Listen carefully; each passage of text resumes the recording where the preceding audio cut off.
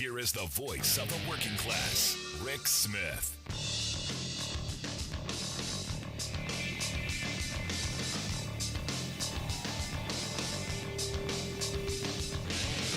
And welcome, brothers, sisters, working class heroes. This is the Rick Smith Show.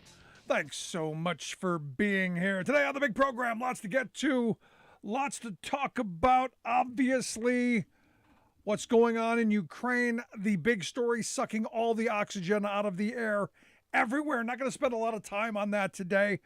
Everyone is talking about it. The atrocity, the horrible conditions. It's horrible. It's just horrible. I mean, it's unimaginable. It makes no sense. I don't see the aim. I don't see the reason. I don't see a rationale. It is doing a very nice job dividing the globe.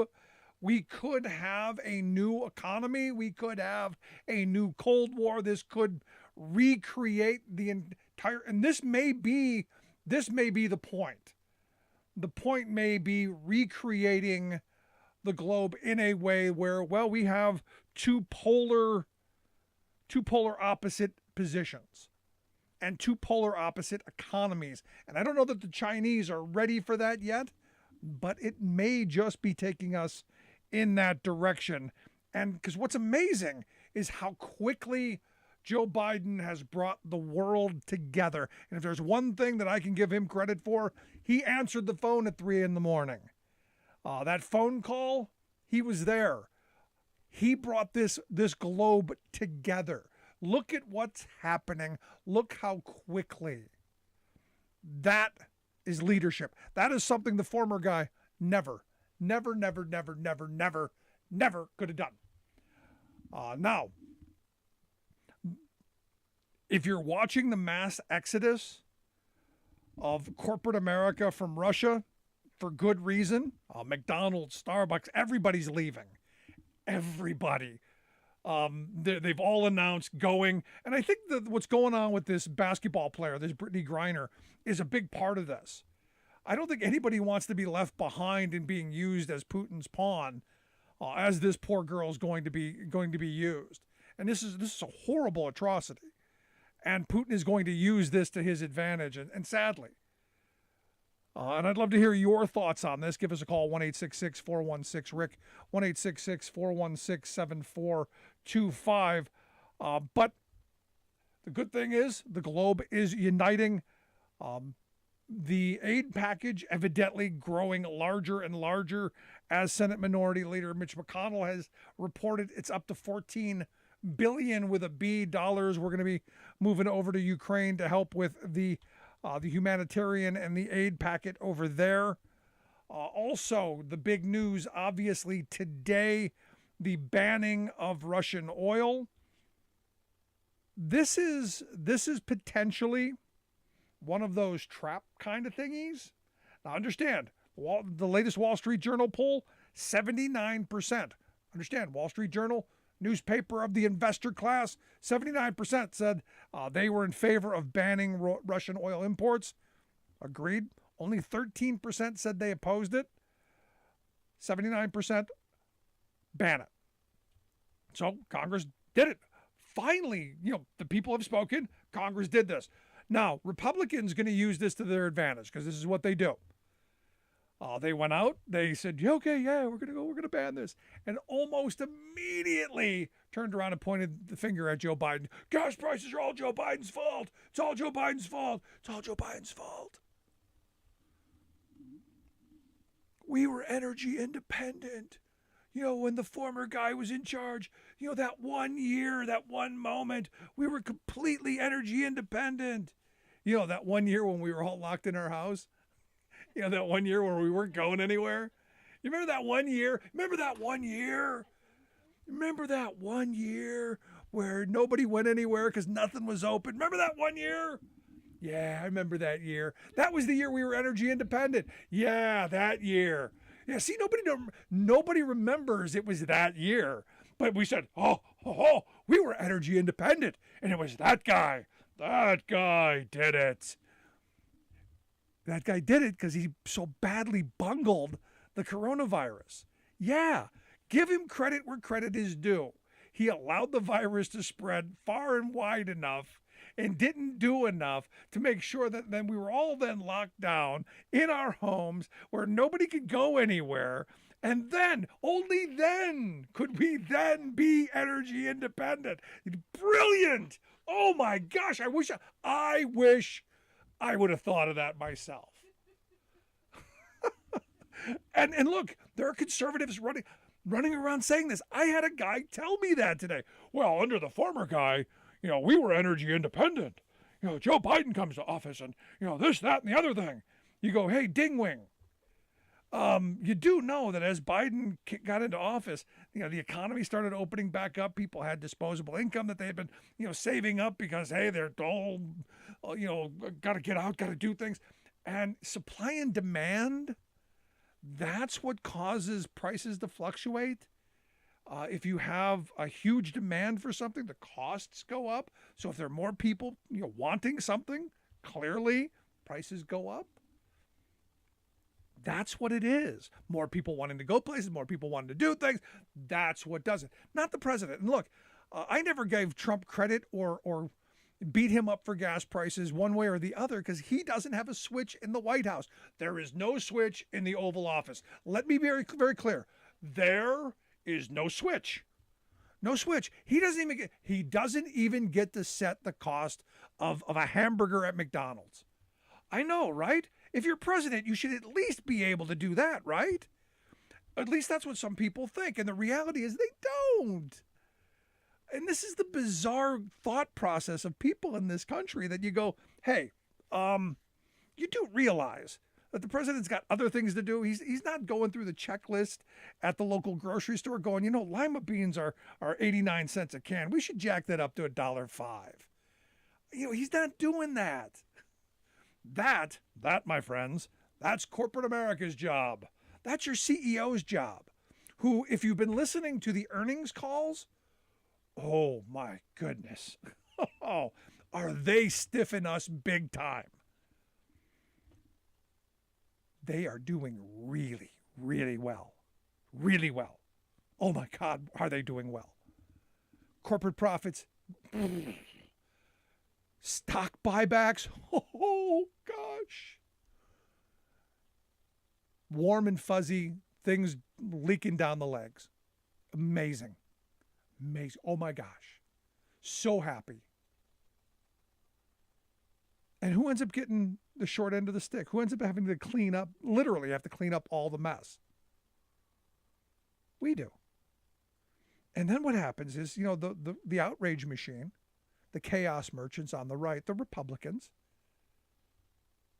they're out there going, it's Joe Biden's fault. It's Democrats' fault. It's their fault. They're ruining the country. It's not our billionaires. It's not our oligarchs. Explain to me this. I got a question. Why is it that in Russia the billionaires are oligarchs, but our billionaires are job creators? I'm trying to figure that out. Why is that? Why is that they're oligarchs because they do the same function. They're stealing from both of us. They're robbing us blind. Why is there a difference? Just, I guess, better PR? Better, I don't know, better communications guy? Maybe John Barron works for one of them.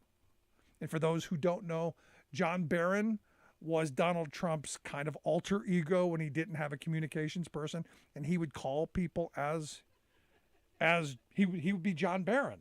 I'm John Barron. John Barron for, Yeah, crazy. Now, here's the thing. Republicans did vote for the ban, wanted it, pushed for it, were crazy about it. If you listen to Fox News, they're nuts about it. Nuts about it. Biden's buying oil. Biden is buying oil. I had someone tell me Biden's buying oil. I'm going, no, I don't think Biden has any oil in his backyard. I think Shell, I think Exxon, I think BP, I think all Texaco, I think all of those companies, I think they're buying it and they're bringing it in. I don't think Biden's buying anything. Now, we as a country allow it to be imported. Maybe we should stop that. Maybe Congress, who has the power of the purse. Oh yeah, Congress. Maybe we should propose a piece of legislation, which is what they did. And good on them. They have banned it. It's happened. Now, here's the problem. Elections coming up and Republicans know it. And they're going to use it. They're going to use it as a Joe Biden got gas prices up to $4.50 a gallon. Because look, I think they're going to hit $5 a gallon.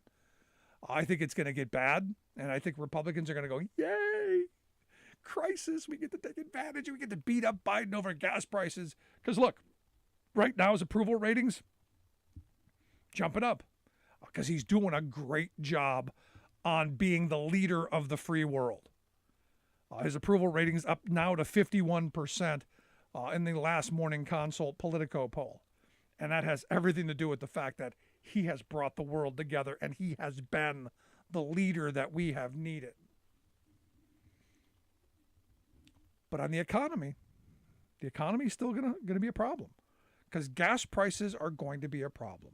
And the right, our chaos merchants, our outraged candy people, they can't wait.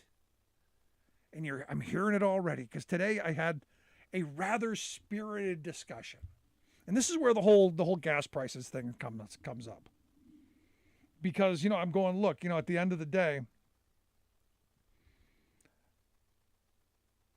gas prices are what they are because of a couple of things. One, we've got more people on the road. We've got more people driving bigger cars. We've got more people back into the economy. There's now a huge rush.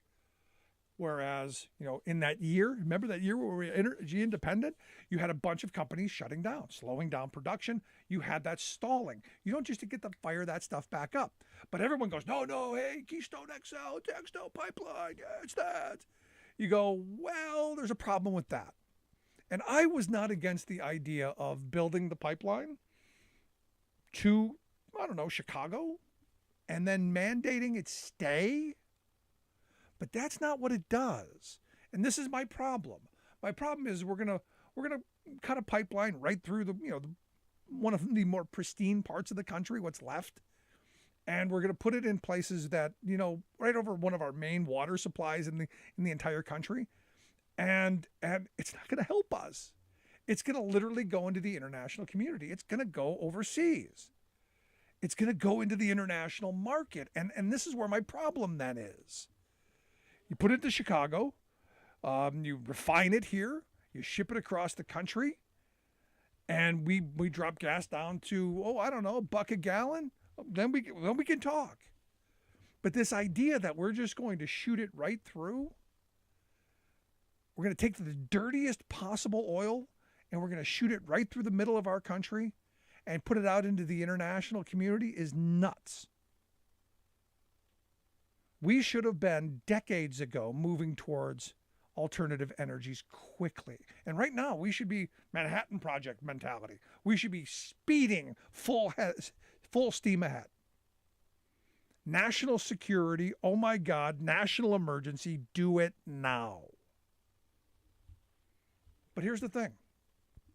We have this training. We've been trained like Pavlovian dogs. We've been all wound up that the economy has to be a certain way, that the wealth class can be the only ones that benefit, that, poor people are lazy and stupid and all this stuff. And, I got into this conversation, as I said, rather spirited today, about something Biden said in his State of the Union address. Biden said that he wants to build an economy from the bottom up and the middle out, which is something that I absolutely agree with, without question, 100%. I've been saying that for decades. Nothing new on my end, as opposed to the top-down, trickle-down nonsense that we've been sold for decades. That hasn't worked. The supply-side voodoo Reaganomics, the neoliberal nonsense that has, made rich people really freaking rich, and poor people, not so much. And on Monday, and this is where this conversation went, on Monday, the Biden administration put out a report, an interesting report that I thought, worth kind of chatting about. It said that employers face, very little competition when they're looking for working people. When they need workers, there's not much competition. And by not having much competition, it allows them to keep pay down. It allows them to have this kind of power that pushes wages down. And what they were saying is, what this report says is, by having this power, this incredible power, as high as a quarter of your pay, as much as 25%, they hold wages down. If you stop and think about this. So this idea that there's a competition out there and there are people who are fighting for is not reality. Especially when you look at the fact that, upwards of 20 to 25% of workers sign non-compete agreements. Freaking Jimmy John's sandwich shop made their workers sign non-compete agreements. Which means, stop and think about this, a minimum wage worker would have to sign a non-compete agreement, which means he can't leave or she can't leave that job to go across the street to work at a diner and make a peanut butter and jelly sandwich, because somehow PB&J is proprietary to the Jimmy John over there.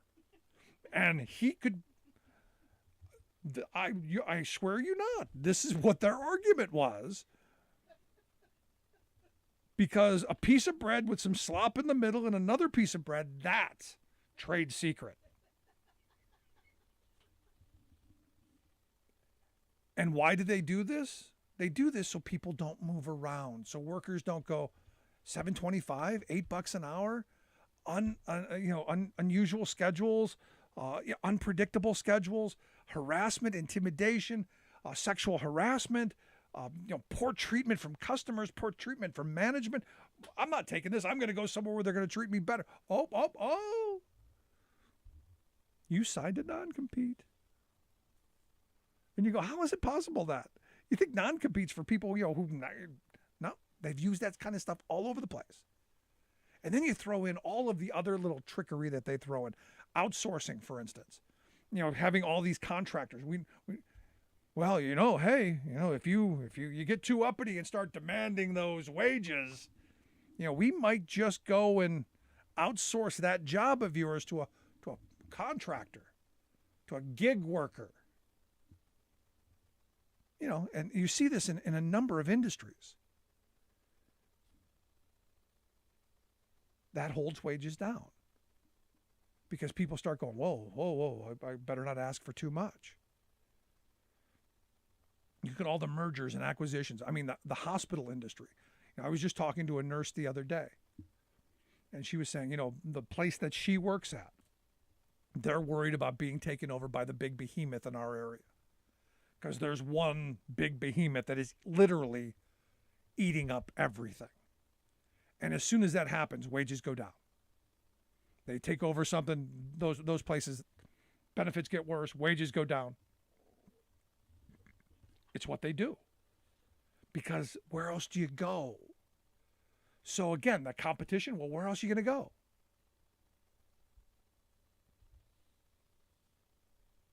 I go back to years and years ago. When I first started working, there were, hundreds of unionized trucking companies, all paying, good wages, all had good healthcare benefits, defined benefit pension. If one company didn't treat you well, you went to another one. Now most of them are doing all of this stuff, and the wages have been, suppressed. And you look at what's happened, and you go, but why is this a big deal, Rick? Well, this is a big deal because over the last 45 years, what we have seen, and this is not me saying this alone, this is the Rand Corporation. This is not some hippie, liberal, left-wing, crazy group. This is the freaking Rand Corporation.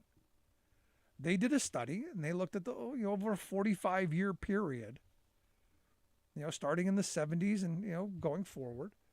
They found that the working class of this country, the bottom 90% of us, saw a basic screw job of about, $45 trillion in wealth being extracted from us over that period of time and going upwards through lost wages, through our health care being taken away, through our pensions being eviscerated, through loss of health, sick time, vacation, you name it, through all the things that we used to take for granted that they have clawed back, taken away, destroyed, privatized, gigized, however you want to throw that.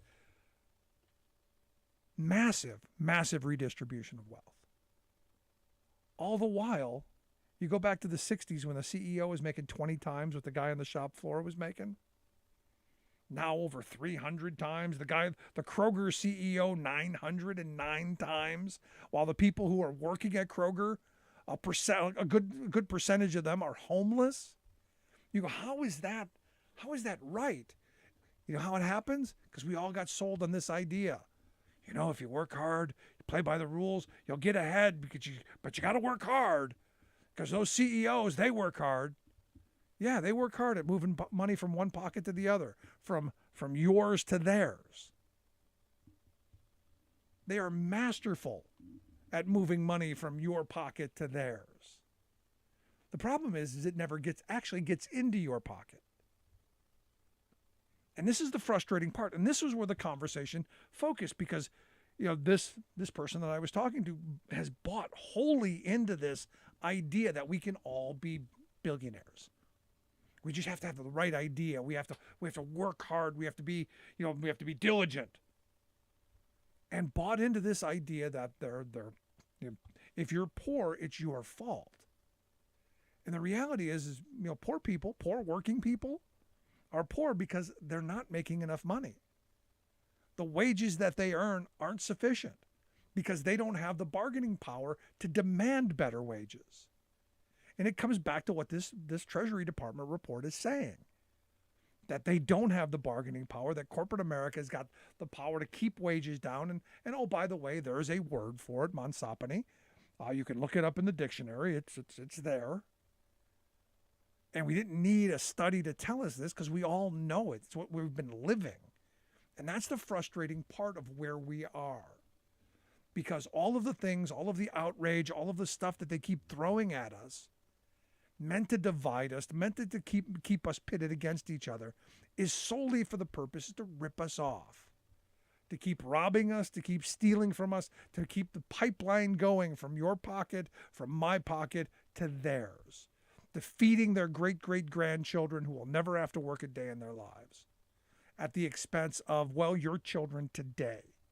And the question is when do you get tired of it?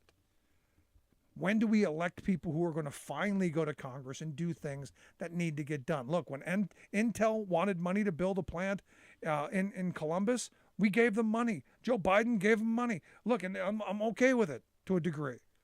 But you know what they did?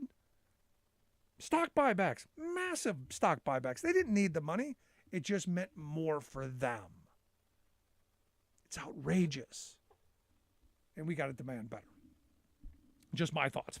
I'd love to hear yours. You can email me, rick@thericksmithshow.com. Going to take a quick break. On the other side, going to talk with our good friend Scott Paul about what's going on in Ukraine and maybe some Russia stuff on top of that. If you're just joining us, make sure you grab the podcast at thericksmithshow.com. Take the program on the go. Right back after this. You're listening to The Rick Smith Show. We're working people. Come to talk.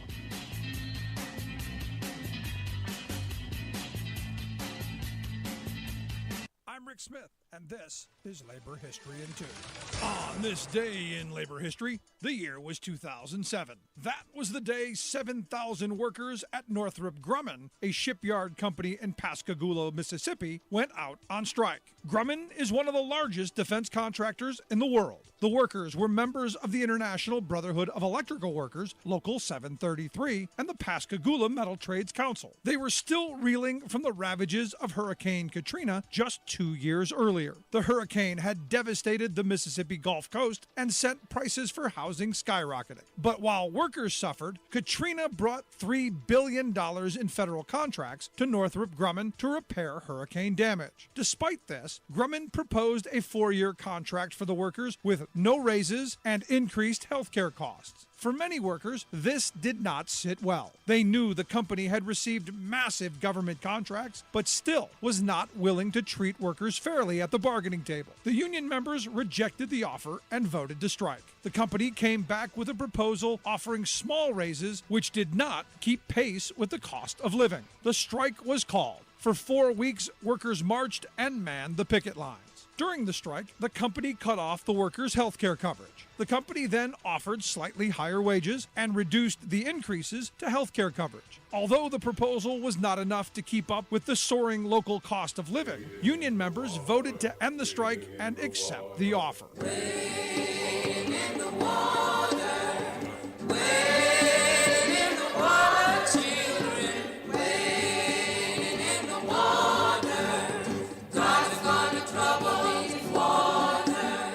Labor History in 2 brought to you by the Illinois Labor History Society and The Rick Smith Show. For more information, go to laborhistoryin2.com. Last July, several GOP senators combined their 5-watt intellects to charge that inflation was rising because of, quote, insane tax and spending spree of President Biden and the Democrats. Never mind that the insane spending is for such sensible, productive, and enormously popular national needs as child care and jobless benefits. Mitch McConnell's rabidly partisan flock saw the chance to politicize the public's legitimate worries about rising prices. You poor consumers are made to pay more for basics, they squawked, because of Socialist Joe's investment in grassroots people. Follow the ricocheting pinball of the GOP's logic. 1, they say that helping hard-hit families induces them to refuse to go to work. 2, this creates blockages in the global supply chain.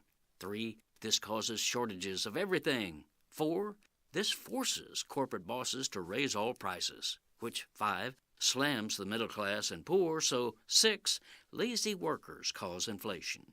Whoa! Rube Goldberg couldn't have dreamed up a more fantastical diagram to deflect attention from what's really happening. Namely, that instead of an inflation problem, we have a corporate greed problem. Of course, the greedmeisters insist that their pursuit of excess corporate profits has not driven any price surges. In our economy of free market competition, they snap, prices are established by the law of supply and demand. It's the magic of the marketplace, they explain. But magicians don't do magic, they perform illusions. And the illusion of free market competition implodes when it hits the reality that our economy doesn't remotely resemble a competitive marketplace. This is Jim Hightower saying, for some 40 years, corporate-directed government policies have been transforming America into a monopoly nation, letting the few gouge the many. That's where inflation comes from.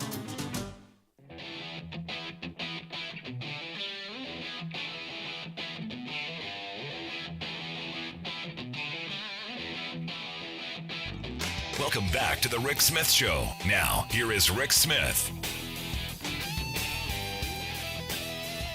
So as we have banned buying oil from Russia, and again, Joe Biden was not buying oil from Russia. ExxonMobil was. All of the big oil companies were. Joe Biden wasn't. He didn't have oil tanks in his backyard. He wasn't stocking up. I can't believe how many emails I got from people going, Joe Biden's buying oil. No, Joe Biden wasn't buying oil. But this is an interesting story. China evidently is considering buying stakes in the Russian oil companies and the energy companies. I got to wonder what happens if Russia goes in, bails them out. Or if China goes in and bails Russia out.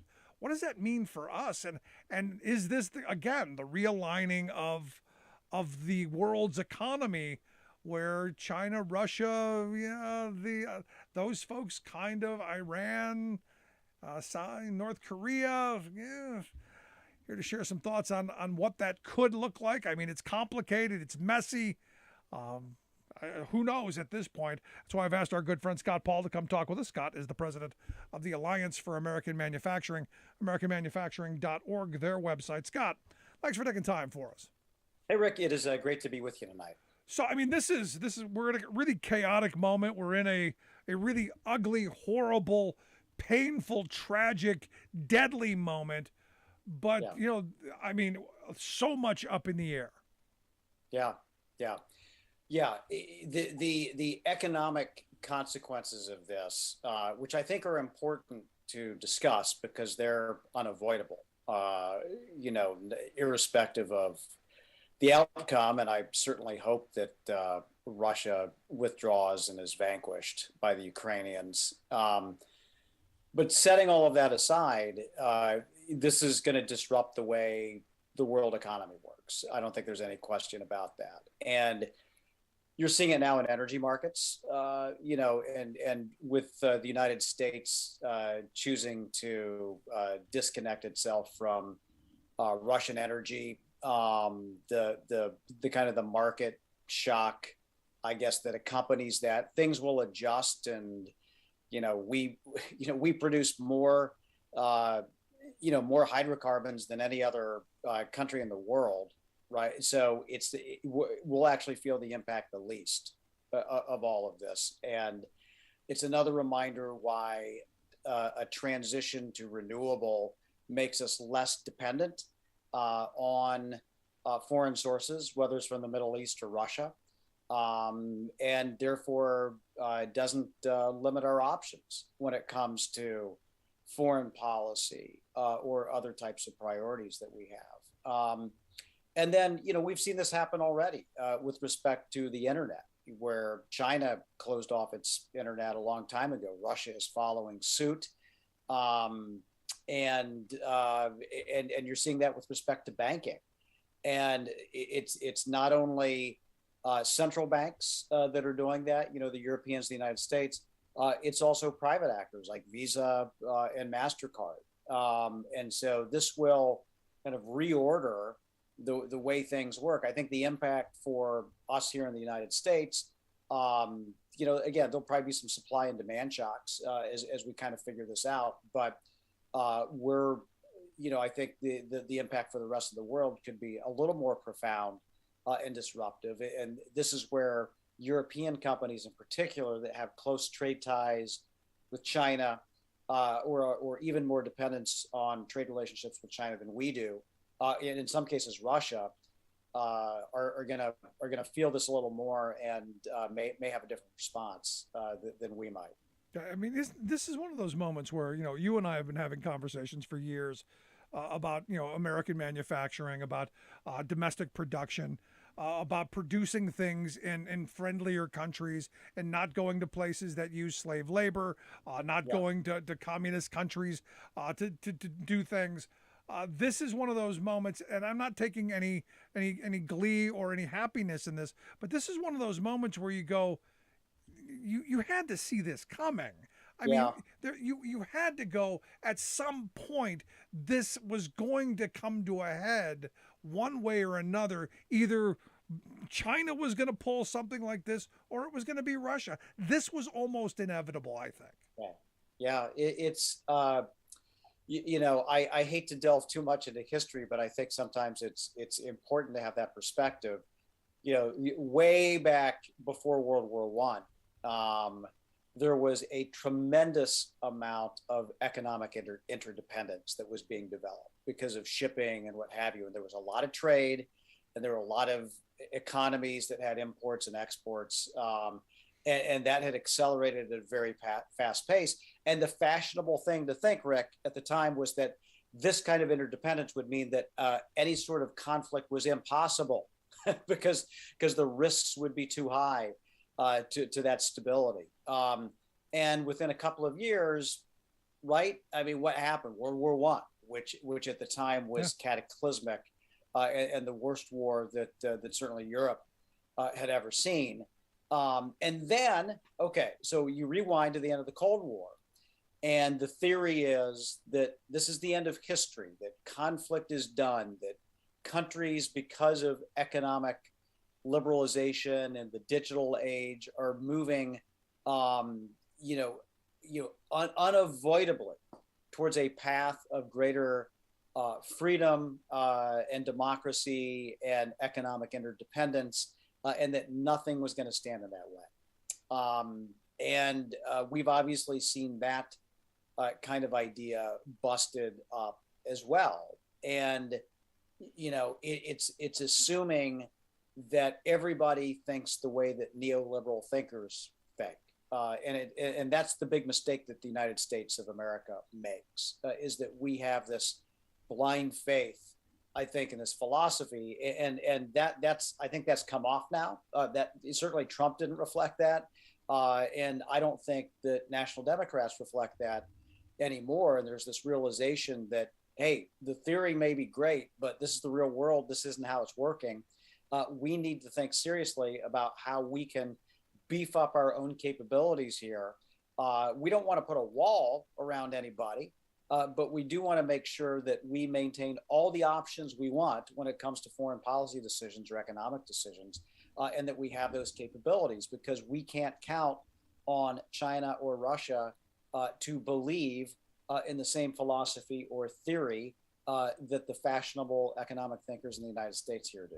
No, I'm right there with you. The analogy I've always used is, when I leave my house, I do lock the door. I just haven't dug a giant moat all the way around my house. I'm a protectionist. I protect my stuff. I'm just not an isolationist. I enjoy people coming over just when I want them to, and I think that's kind of be friendly when we want to be. But here's the thing: I think we're living this moment in history where we're dealing with a madman, because this makes no sense. It doesn't conform to any of the thought processes that any of us can imagine, because it's bad all the way around.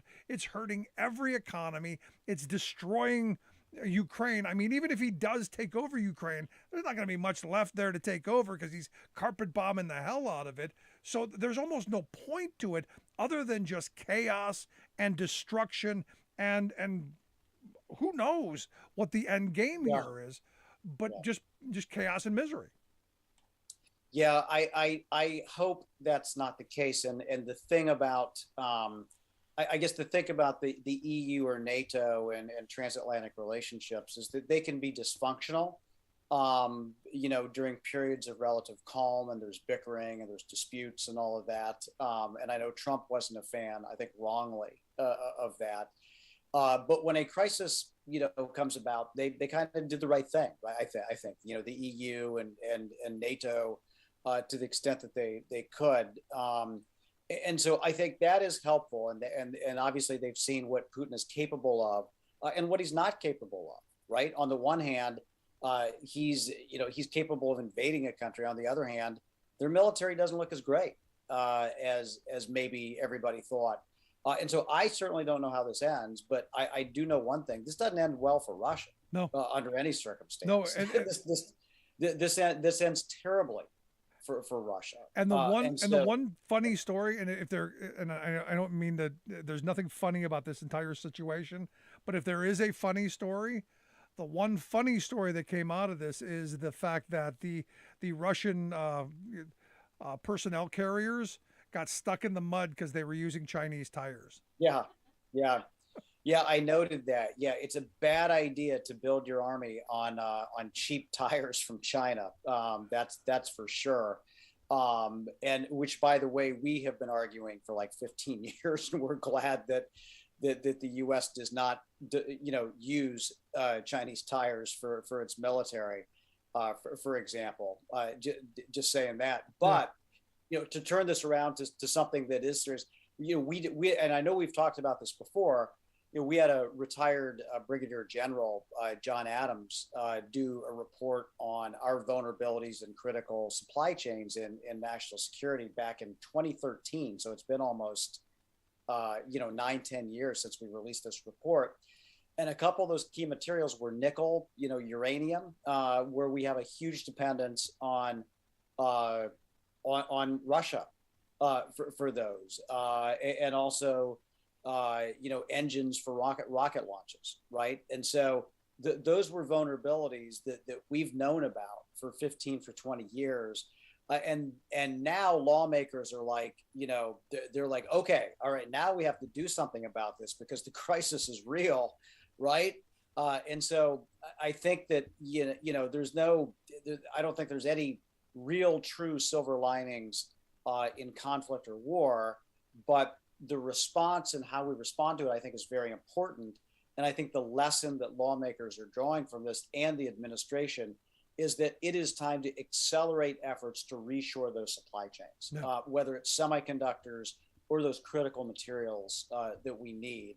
Because, if Putin's going to do this, he's not the only one. I mean, what does China want to do in Taiwan? The exact same thing, right? The exact same thing. And so, we should not count on this as a one-off. And unfortunately, we're going to have to prepare for the worst case scenario here. And that's why it's important to build up those semiconductor, other electronic capabilities in the United States. No, I'm right there with you. And look, we're on the same page on this. You're listening to the Rick Smith Show here with Scott Paul. Scott is the president of the Alliance for American Manufacturing, AmericanManufacturing.org, their website. If you got a thought, question, comment, you want to chime in, 1-866-416-RICK, 1-866-416-7425. You're just now joining us. Make sure you grab the podcast so you never miss a second. Now, Scott, I understand Congress banned the oil. That's a good thing. We'll talk about that in a minute. Starve of some resources. Also talking about banning some trade stuff. Going and officially suspending Russia from the WTO. Basically just cutting them off in every way, shape, or form. This pretty remarkable. Historic, I would argue. This is we have a lot of tools with respect to tariffs and sanctions that we can deploy, and some of those have been deployed already. By the Federal Reserve and by central banks in collaboration with Europe about kind of how payments can be conducted. The private sector largely followed along there. Some corporations, to their great credit, and it could be after the fact, have kind of done this, have divested more or less voluntarily without government instruction. I think seeing the writing on the wall here and understanding how incredibly unpopular this would be for all of their stakeholder communities, right? And so what Congress can do is they obviously can't withdraw Russia by itself from the World Trade Organization, but they can instruct our team at the World Trade Organization to begin that process, to try to begin that process. Unfortunately, the WTO is broken. We know this, you know this. And so I'm not going to hold my breath that's going to happen. I think it was a mistake to let Russia in the first place. I think it was a really bad idea because it's not a transparent economy. It's not, it's not really market-based when it comes right down to it. It's run by oligarchs and the government. So I think it was a mistake to begin with, but they'll try to unwind that. They will ban the energy imports from Russia, which I think is important. And then I think there's still an open question about whether or not to raise tariffs on other Russian products. We do have 25% tariffs in place on Russian steel, on Russian aluminum right now. We don't have a lot of two-way trade with Russia. I will say it's pretty limited, but there might also be the opportunity to revoke permanent normal trade relations with Russia, which is interesting because back in the old Soviet days, it was predicated on the free immigration of Jews and other minorities, and obviously the stakes are different now, and it is a great irony that Putin is basing his campaign on this kind of denazification of a country, Ukraine, that has 1 million Jews, that has a Jewish president, and that has a great deal of tolerance there. And it's Putin's the one who's acting more like Hitler. Well, I mean, the reasons and the rationale, it's like a moving target. They keep changing by the day. Just wait a minute. It'll change again. The last one I heard, the gay parades, I guess, is the latest rationale of why it happened. So tomorrow, I'm expecting another excuse any day now, which is why this is just crazy. And I don't see what the end game would have been. It makes no sense to me on any level. But for me, the outcome of this, the awakening is what I'm looking for. because I've been talking about this for a very long time, rebuilding our domestic ability to produce.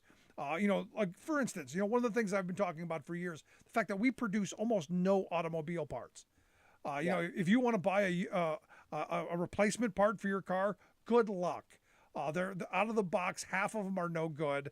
Probably more than half of them are no good because they're cheap Chinese knockoffs or who knows where they're from. I say we need to bring this stuff back and start thinking about where things are sourced in a much better way and seriously have this conversation as a country of, hey, what kind of a manufacturing base, what kind of a country are we going to have? And who are we going to be dealing with and dependent on? Are we going to be dependent on communist China? Are we going to be dependent on countries that hate us? And I say no. Yeah. I think you're absolutely right. It reminds me, Rick, what you're saying of the response to an action, a very good action that Biden took last week on ensuring the government is buying American. When it's buying stuff, exactly the types of things that you're talking about. And Biden said, and I agree with him, that ultimately what he's trying to do is increase supply in the United States, which will reduce inflation. And he's absolutely right about it. It's the right kind of supply side economics. Okay, this is how you do it. Critics said, well, it costs more in the United States, so and buying American costs more, neglecting the fact that they don't count the cost of the lost jobs. They don't count the cost when something is delayed by shipping or by political crisis or by some dependence or the fact that carbon pollution isn't factored into it or labor exploitation or anything like that. They don't count any of that stuff. And so I think that for a number of reasons, understanding we don't want to be dependent on Russia or China for critical materials. I think for having more of a supply capability here in the United States that will reduce inflationary pressures. And just frankly, because of jobs, it's going to create good jobs in this country as well. Middle-class jobs that have benefits. That's a good reason to take on all these reshoring activities from Biden's kind of Made in America program for the federal government to infrastructure to a more aggressive trade posture. But we do have to find ways to get those back. And that does include providing incentives for businesses to do the right thing as well, so that we can get some of that semiconductor manufacturing back in the United States that had drifted offshore over the last couple of decades. Yeah, I'm right there with you. Let me ask you the last line of questioning, though, because here's the kind of the concern. And I think we'll see where this plays out. I saw this story that obviously Russia's been cut off from the payment systems that have been set up globally. There's talk of going something with China. We've been talking for years about the BRIC countries setting up currency that they can a BRIC currency that they can do trade in as an alternative to the dollar. And there's been a movement to try and get away from Western kind of economy stuff for a while. Do you see the globe moving in kind of that bi-parallel kind of way, or do you just not see Russia having the size of an economy that's possible to move forward on? Yeah. Russia is a blip on the global economy scene, and it's tricky. And the only thing, it's a gas station, Rick. I mean, that's what it is. It's fuel. That's about 100% of what it's worth on the global economy. But if what I think that some folks are rightly concerned about is, what does this mean for dollar dominance, or does this speed up types of cryptocurrency and digital currency portfolios? I don't think that this strengthens China's government ability with respect to the yuan, because the yuan's still not transparent enough for people to understand what it's all about, and it can't be freely bought and sold. The Chinese government says how much you can do of that necessarily. So right now, I don't think there's a credible threat, but I certainly do think that there's reason to believe, that there are unpredictable and chaotic outcomes of conflict. But always, whether it's accelerating trends or technological shifts. or power dynamics. And so it is quite possible, but it's at the same time, I think it's very hard to bet against the US dollar, because it still is the world's reserve currency. And certainly it's the best bet right now. And the fact, that the ruble is worth, less than a penny speaks to that. Yeah, you need wheelbarrows to get a loaf of bread. But no matter what happens, there's still going to be pain. There's still going to be struggle going around, especially in Ukraine and in Russia. Yeah. But even here, I mean, as gas prices go up, the cost of inflation is going to go up. The cost of manufacturing is going to go up. Nothing good in this at all. Nothing. Yeah. Let's hope for a swift and peaceful end, and that the folks responsible for perpetuating all of this, Putin and all of his cronies and his allies, are banished, basically, from your to lips. The dustbin of history. Scott, I appreciate the time, man. As always, great stuff. All right. Thanks, Rick. You as well. Our good friend Scott Paul, president of the Alliance for American Manufacturing, AmericanManufacturing.org, their website. Make sure you check out their website, AmericanManufacturing.org. We'll get links out on social media and how you can check that out. No, I mean we're in a weird spot. We're in an interesting time. They say may you live in interesting times. These are most certainly interesting times. We're living history. We're living. You go back and you read about the madmen of the past, and you go, why did these crazy people do the things they did? Why did you see these wars erupt? Why did people get behind Hitler? Why did a generation of people sign up and fight and become what they became? We're watching it happen. We're watching the propaganda machines. We're watching the lies. We're watching the distortions. And in the end, and this is where I struggle with my visceral reactions to any war, which is negative. Nobody wins in a war. War only makes rich people rich and poor people dead. That's my central tenet to any conflict whatsoever. Rich people are always they're going to be the ones to always do well. Poor people are the ones who fight it. But in this, I look at one rich guy sending poor and working class kids from his country, and now recruiting poor people from Syria to come fight in Ukraine, because maybe people in Russia aren't going to do it. And we don't know because there's no independent media there to report it. Maybe there aren't enough poor and working class Russian kids there who are going to sign up to die for Putin's whatever. Maybe they need poor people from Syria to come in. But there's one a-hole in all this, and it's Putin. For me, this is that simple. Love to hear your thoughts, though. You can email me, rick@thericksmithshow.com. If you've missed any of today's program, make sure you download the podcast at thericksmithshow.com. Take the program on the go wherever you go. And make sure you check out Scott Paul's website, AmericanProgress.org. AmericanManufacturing.org. We'll get links out on social media. We're going to come back. We're going to talk about what's going on Amazon as workers there are beginning, are organizing, are about to have their vote. Back after this.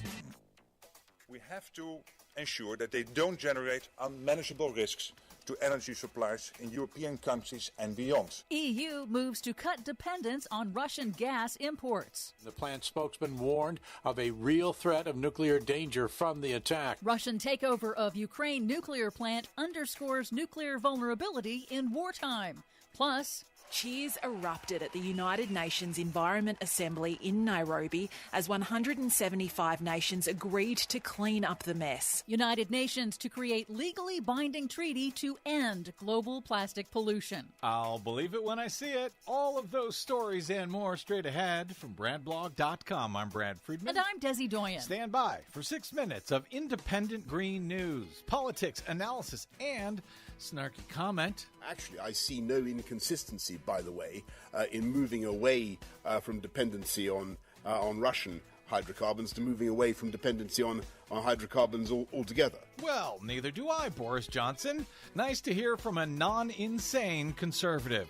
Sad how they went extinct in the U.S. This is your Green News Report. Okay, Desi Doyen, as I understood it, everything was now okay, at least the danger passed at that nuclear power plant that was under fire in Ukraine. You got an update? Yes, we do. In the wake of the Russian military's harrowing attack on Ukraine's largest nuclear power plant late last week, the International Atomic Energy Agency says it is still negotiating with Russia to allow in experts to help manage the safety of all of Ukraine's nuclear power facilities. Although no radiation releases were detected in that initial attack, the Director General of the IAEA on Monday said that Russia's military assault on the power plant destroyed a small neutron generator in a building on the grounds in violation of international protection rules. Again, no radiation was released, but it was a serious, serious fire. The incident has triggered global alarm about the vulnerabilities of nuclear plants to wartime attacks. Meanwhile, benchmark oil prices are surging as traders react to the growing prospect of Western sanctions on Russian oil and gas exports that indirectly fund Russia's invasion of Ukraine. React or capitalize on? A bipartisan group of lawmakers in Congress say they've agreed on legislation that would bar Russian oil imports to the U.S., even though it would further spike gasoline prices. But European Union governments, dependent on Russia for about a third of their energy needs, probably not a good idea, on Tuesday announced a plan to cut their reliance on Russian gas 2/3 by the end of this year. In a Monday press conference, British Prime Minister Boris Johnson cautioned that a full phase-out will take time, but it is the goal. You can't simply close down use of oil and gas overnight. Clearly, there is going to be a transitional period. We're going to have to look for supply. We're going to have to look for substitute supplies from elsewhere, and we're going to have to do it together. The UN International Energy Agency released a 10-point plan this week to cut Europe's dependence on Russian gas imports by about a third over the coming year. And they would do that by speeding up the replacement of gas-fired boilers with next-generation electric heat pumps, as Norway has done. The IEA projects that if the U.S. and other countries did the same, the more heat pumps that are installed year after year would increase the global supply of gas and displace Russian exports. Moving from boilers to heat pumps can cut gas usage by a third? Because they're all electric. We should all do that. Indeed. White House Press Secretary Jen Psaki on Monday debunked attempts by Republicans, the American Petroleum Institute, and right-wing media to exploit the war in Ukraine for political purposes in demanding the release of more public lands for drilling and weaker regulations. Psaki said that federal policies are not preventing the oil and gas industry from increasing production right now on their existing stockpile of approved permits, but that transitioning away from fossil fuels is the smart strategy. Right now, there are 9,000 unused approved permits to drill onshore. So I think you're misidentifying what the actual issue is. But if we're looking to the future and what we can do to prevent this from being a challenge in future crises, the best thing we can do is reduce our dependence on fossil fuels and foreign oil so that we're not worried about the whims of a foreign dictator. Finally, some good news. The United Nations Environment Assembly late last week adopted an historic resolution aimed at ending the scourge of plastic pollution. They agreed to a framework to develop the world's first ever legally binding treaty to address the global plastic pollution problem due by the end of 2024. The new treaty would restrict the explosive growth of plastic pollution and its impacts over the entire plastics life cycle, from design to production to disposal. But there is a divide between major plastics producers like the fossil fuel industry, who want governments to focus on waste management and recycling, of course, while the European Union and developing nations are aiming to reduce plastic production itself. Good. Let's go with that one. For much more on all of these stories and the ones we couldn't get to today, check out our website at greennews.bradblog.com. Are you tired of think tank approved corporate news and commentary? Are you tired of CEOs telling you what to think, who to hate, and who to vote for? Well, welcome to the Rick Smith Show. We don't take orders from some boardroom, and we don't do focus groups or talking points. We don't work for them, and we never will. I'm Rick Smith, and I work for you. Join us daily at thericksmithshow.com and download the podcast and never miss a minute.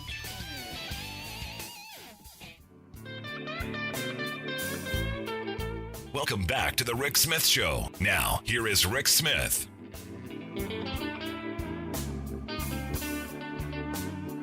So we've been talking for some time about the organizing campaign that's going to be going on at Amazon.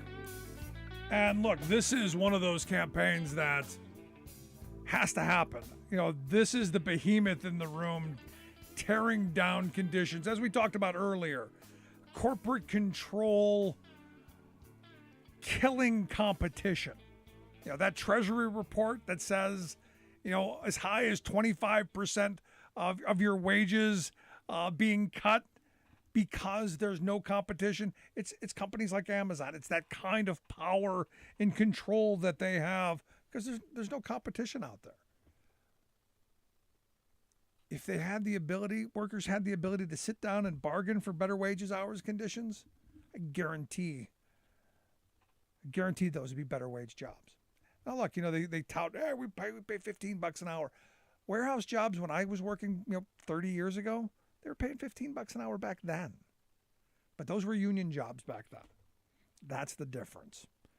And for me right now, the goal, make sure that those are good, decent wage jobs for workers to be able to make careers out of and to be able to support their families. And that's why I'm hoping the workers at Amazon in Bessemer, Alabama, this time around, without the harassment and the intimidation and I'm hoping about the mailbox and the plastered bathroom doors. This time, as the ballots are out, they do vote and they vote for representation. That's why I've asked Isaiah Thomas to come talk with us. Isaiah is an Amazon worker and a member of the union organizing committee there in Bessemer, Alabama. Isaiah, thanks for taking time for us. Yeah, thank you for having me. So walk me through. I understand the ballots are being received as we speak. Voting is actually happening, right? Yes. The cutoff date is March 25th, and the ballots are now reaching people's mailboxes right now. How much different was this campaign to this point than the last one? Because the last one, from what I understood, lots of intimidation, police being called, people walking around with sandwich boards, all kinds of craziness, or much of the same stuff. What are you experiencing? So right now, yes, they're absolutely terrified. They have consultants walking around on the floor trying to intimidate workers and trying to mislead workers, and they do have propaganda all over the bathrooms and in the break rooms, and they held anti-union meetings as well. So more of the same. So walk me through some of this, because I think a lot of people, they go, well, they're just saying things, they're just making their case. Walk me through some of the stuff these high-priced suits throw at you. So, for example, in one of the anti-union meetings, it's mandatory, by the way, you have to go, and they last for at least an hour, and they say nothing but lies. I mean, that's just the truth. They'll say, a union is a business, but that's not correct. And a lot of us workers have actually been challenging them on all of their narratives that they're trying to force down our throats. And we've basically shut down these meetings. We've actually made it to the point where they actually cannot get through their entire presentation, and they've actually kicked us out of some of the meetings as well. And at some point, that's the response to it. But in a lot of these I've heard over the years, the people who do speak up, they're the ones who get targeted, discharged, harassed, intimidated. And we've seen this stuff from Amazon, haven't we? Yes. In fact, myself, I got a warning from one of the consultants and senior operations managers right after my department had delivered a petition to actually, want to address the issues that we all face. And they gave me a warning saying that I was soliciting workers when that wasn't true. And I know what my rights are, and I'm going to continue fighting for what's right. I mean, it shouldn't be this hard, should it? No, it shouldn't be this hard at all. It should be easy for workers to organize and come together and actually have a voice in their workplace.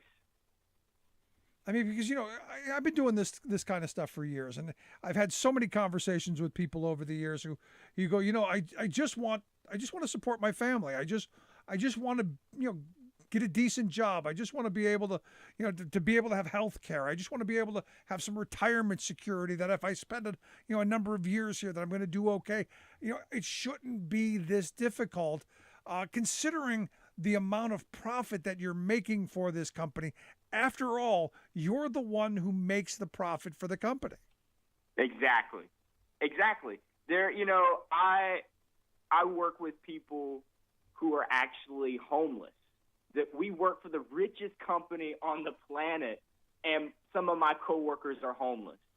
And that should not be the case. We, for the work that we do, we deserve more, deserve better benefits, and we actually deserve to be treated as a human. And it should be the case that we have enough personal time to where we actually feel like people and not just machines that have to work countless hours on end just to make them more money. You're absolutely right.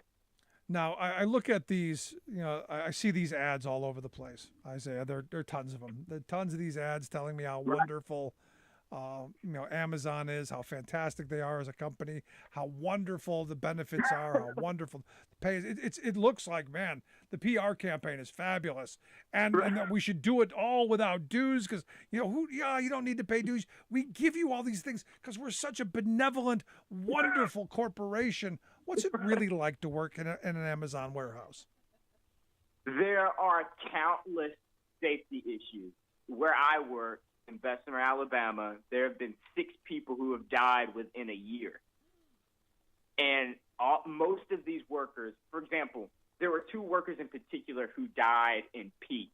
And peak is that time period from the end of Thanksgiving throughout December and up until the beginning of January.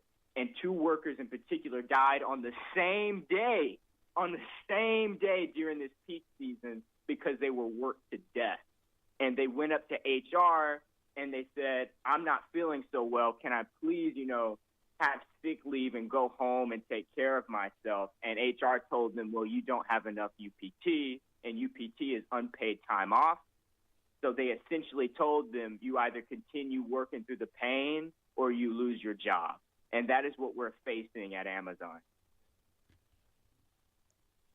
That's not what I see in the advertising. The advertisement says it's wonderful.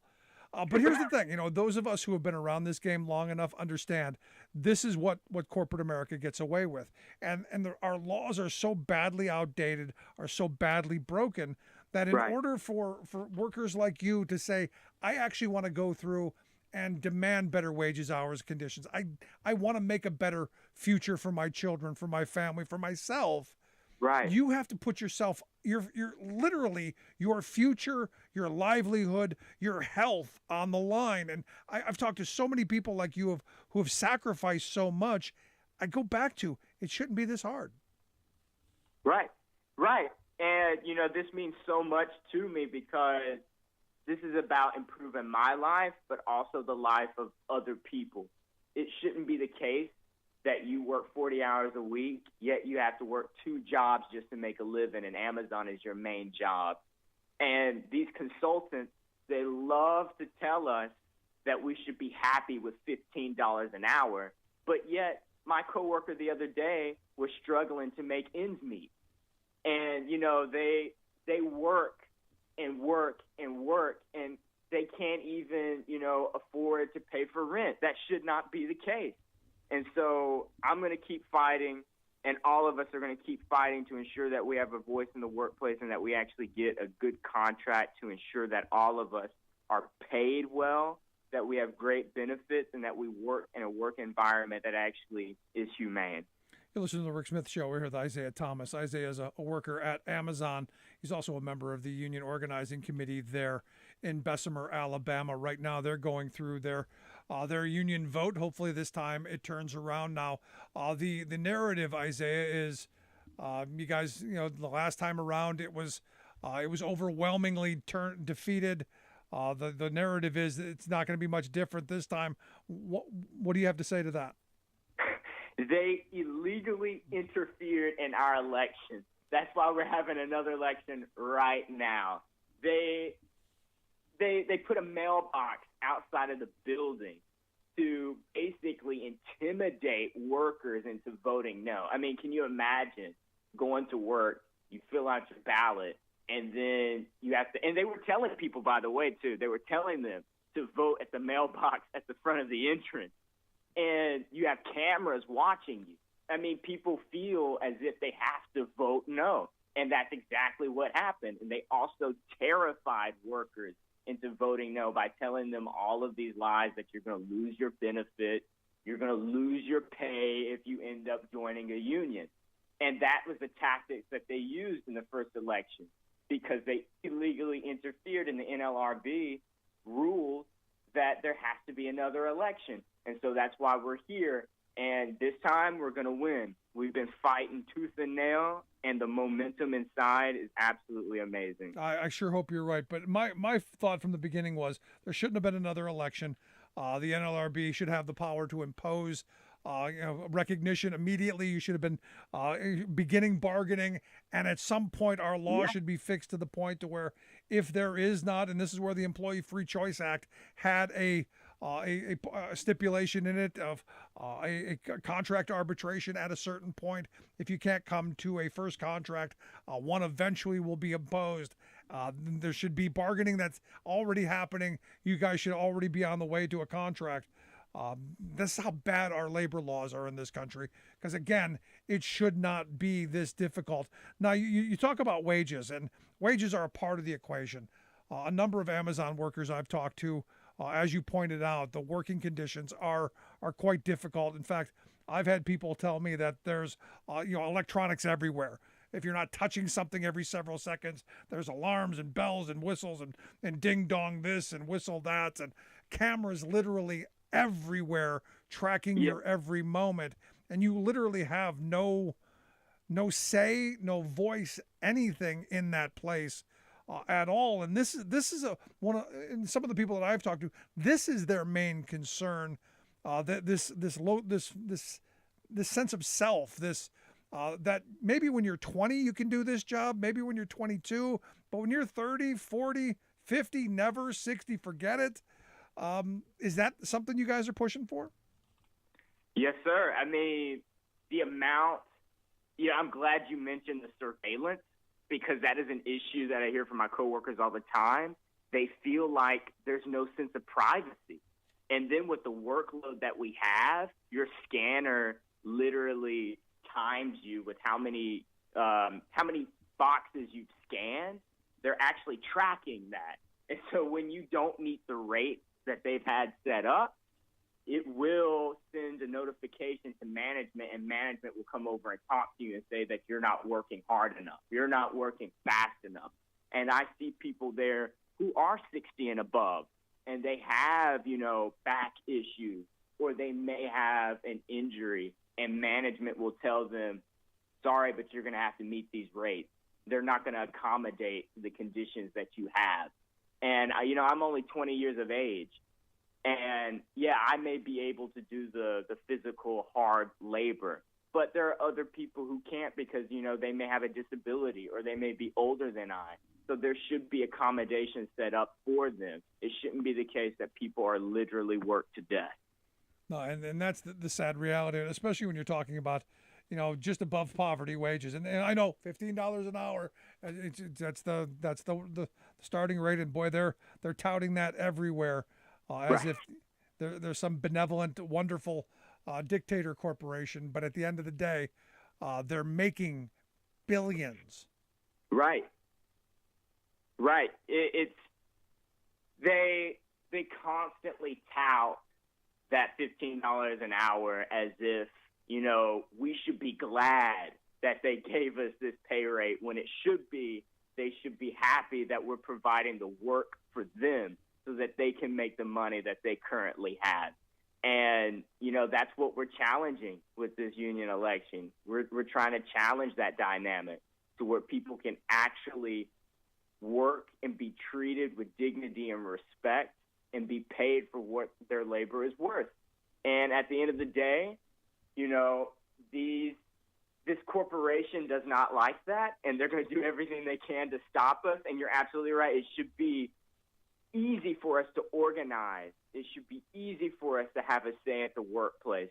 And that's what this campaign is all about. Because the weird thing here, Isaiah, is, and this is, I know this is hard for people to believe, because as we've been talking, I'm sure folks are going, isn't it the law of the land?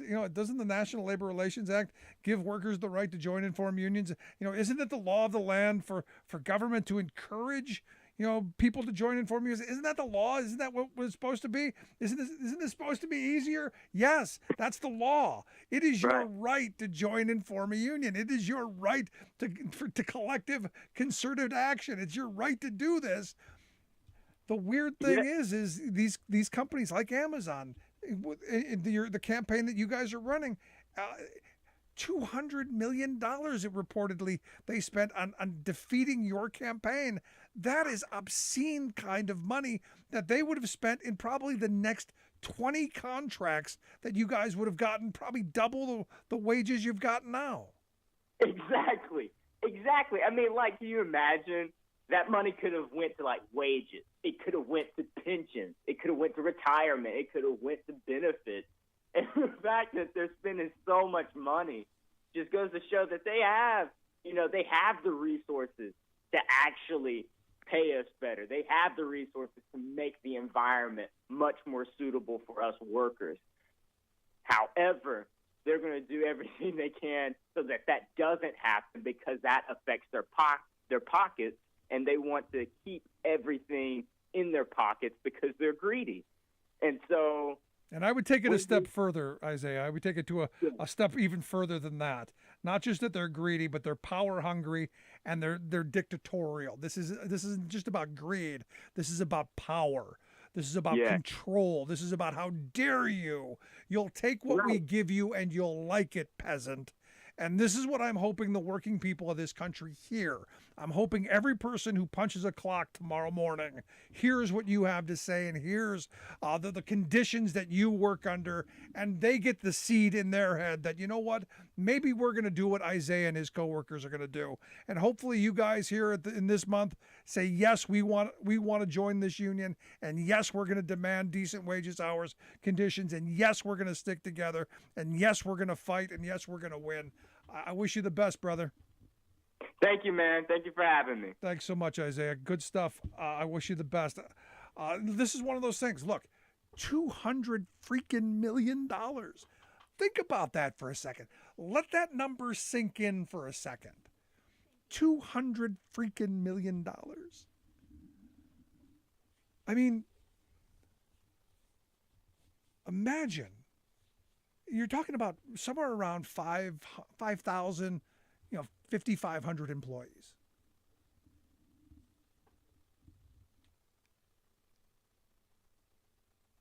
Couldn't you have just gone, you know what, hey, we'll just buy you off? Instead of, literally paying people $10,000 a day to go in and tell lies. There's the campaign that's going on in Staten Island. We've had Christian Small on this program a while ago. Christian's the guy who got fired at Amazon up in Staten Island because, well, how dare he? How dare he have the audacity to want to join a union? And here a guy has just got arrested here recently for, how dare he?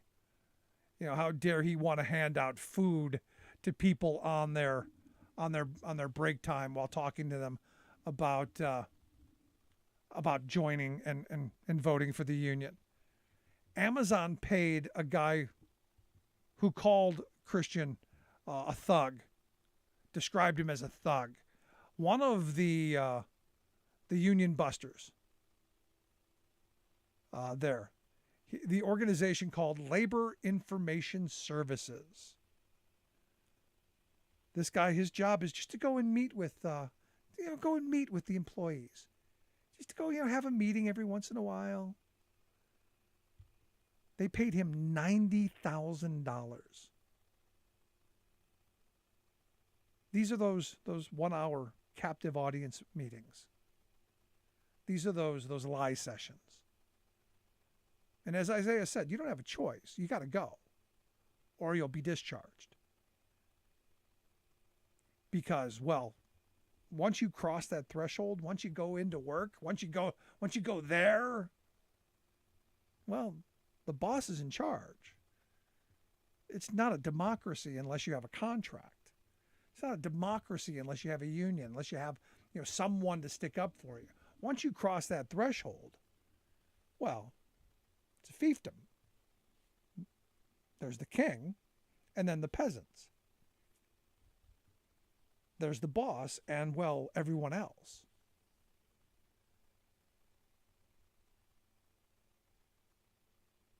And I look at this and go, $90,000 just to go and, well, lie. And I guess selling your soul, for 90 grand, I guess is something you can do.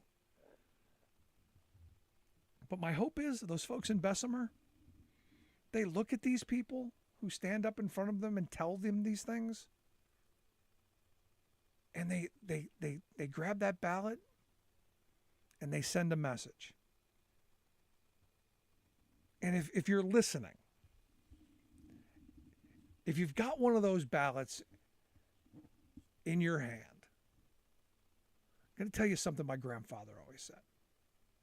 If a rich guy is going to take a buck out of his pocket to tell you you don't need something, you better spend $2 to get it, because he understands return on investment. So what I'm going to tell you, if Jeff Bezos and Amazon is going to spend $200 million to tell you you don't need a union, they know something. They know something big. They know that that's a return on investment multiples for them. By denying you the right to collective bargaining, by denying you the right to sit down and negotiate, to denying you the right to just have a say at the bargaining table, they know that that is a return on investment for them. They know it. Because rich people don't waste money. Rich people don't get rich by just throwing money away. Rich people don't just throw money away, they invest. And the investment here is denying you your rights. That's the investment. And again, remember what we talked about at the beginning. The hardest work they're going to do is taking money from your pocket and putting it into theirs. This is part of that. This is that taking money out of your pocket and putting it into theirs. This is that massive redistribution of wealth. This is how they do it. And how we undo it, how working people stop this from happening, how working people stand up, fight back, they stand shoulder to shoulder and they vote. They vote for their union. They vote for their contracts. They strike when they have to. They shut things down when they have to. They stand in solidarity.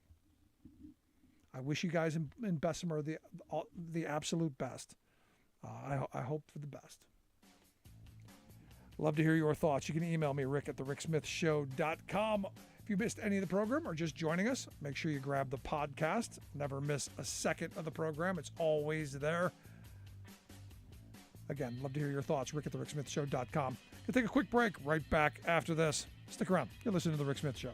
We're working people. Come to talk. I'm Rick Smith, and this is Labor History in 2. On this day in labor history, the year was 1924. That was the day that tragedy struck at the Utah Fuel Company mine in Castlegate, Utah. The mine stood about 90 miles southeast of Salt Lake City. Coal mining began at Castlegate in 1888. On the fateful day of the explosion, at 8 in the morning, two violent blasts ripped through the number 2 mine. 20 minutes later, a third explosion went off. According to an investigation by the Bureau of Mines, the explosions inside the mine were extremely violent and reached all parts of the mine. 171 miners were killed instantly. Those who died reflected the diversity of those who worked in the mines. There were 49 Greeks, 22 Italians, 8 Japanese, 7 English, 6 Australian, 2 Scotch, 1 Belgian, and 76 Americans, including 2 African Americans. They left behind a combined total of 241 children and 25 pregnant wives. Rescue efforts were impeded by the poisonous gases and fire raging in the mine. Rescuers donned helmets to attempt to reach those below. One rescue leader, George Wilson, died from the carbon monoxide when his nosepiece separated from his helmet. It's believed the explosion occurred when one of the bosses attempted to relight the flame on his headlamp. At the time, he was investigating a pocket of built-up gas in the mine. The flame ignited the gas and built up coal dust. The previous shift had kicked up the dust, and it had not been adequately watered down. This contributed to the explosions. It took 9 days to recover all of the bodies of those who died. The families of those killed were provided about $64 a month by the company and the state of Utah for several years after the tragedy. Like what you hear? Check out more at laborhistoryin2.com. Last July, several GOP senators combined their 5-watt intellects to charge that inflation was rising because of, quote, insane tax and spending spree of President Biden and the Democrats.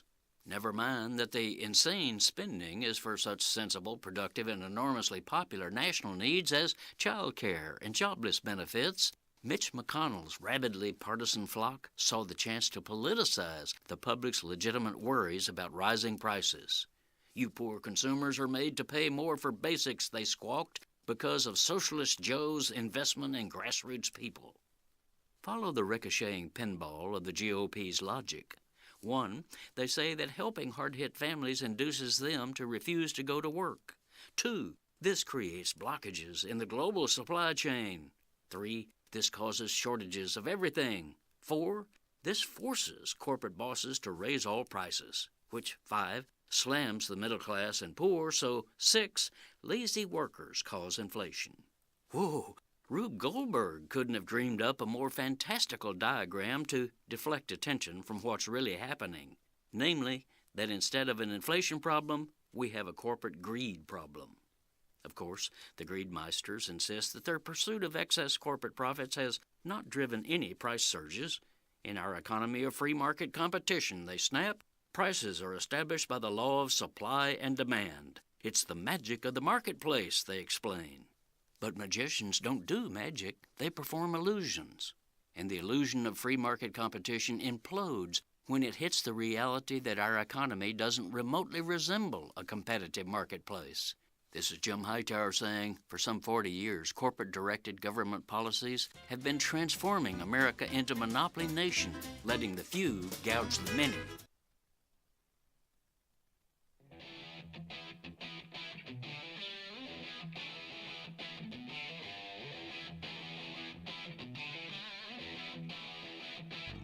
Welcome back to the Rick Smith Show. Now, here is Rick Smith.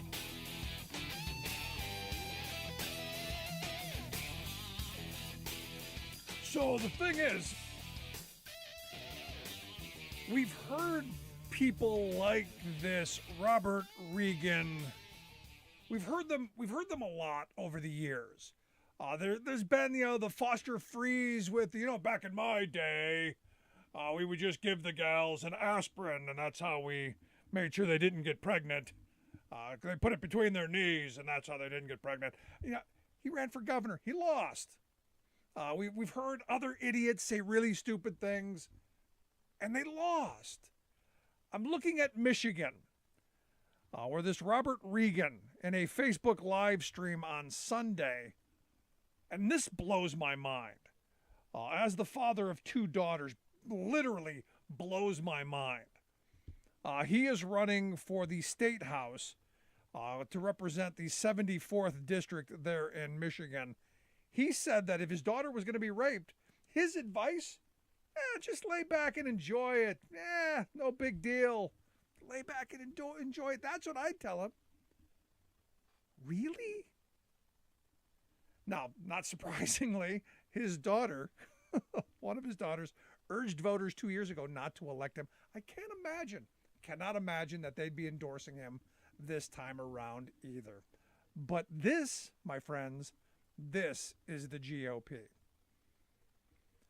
Wow. Anyway, here to share some thoughts on the rest of the crazy party. I've asked Zach Cunning to come talk with us. Zach is a multimedia journalist with our good friends over at Heartland Signal. Heartlandsignal.com is their website. Zach, thanks for taking time for us. Hey, thanks for having me on. Thanks for having me back. So, look, man, my mind is going in 1,000 different directions. Your daughters are being raped. My first thought is, I'll kill whoever that is. My second thought is what kind of where's my dump button? What kind of a jack blankety blank would say something like that? And then my third thought is someone who would say something like that is probably something who did something like that. Yeah, it's really hard to render me speechless, Rick, but that's one of the few times when I saw that come out that my brain kind of froze.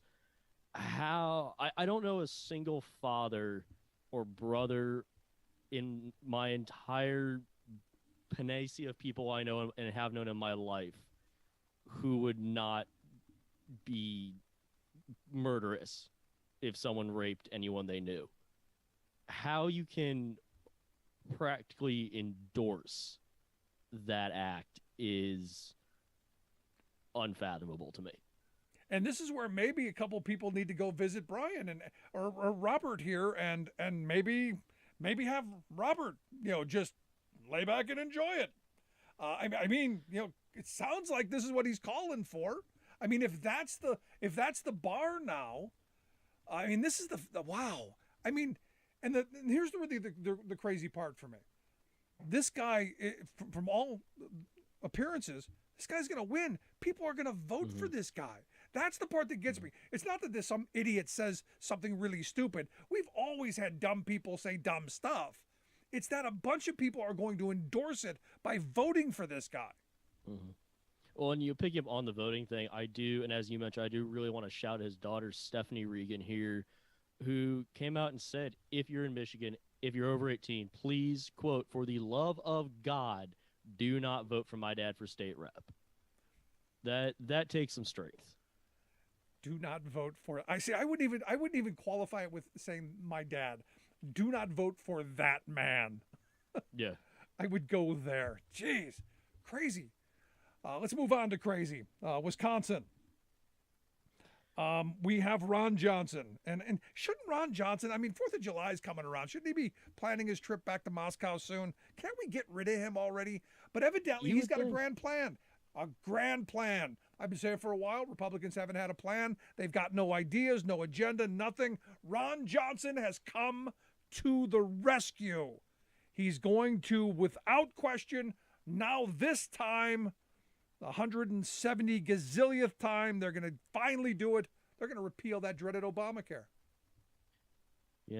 He's been saying it for a long time. If my memory serves, the Republicans have tried over 70 times so far, and they haven't gotten very far any of the times, have they?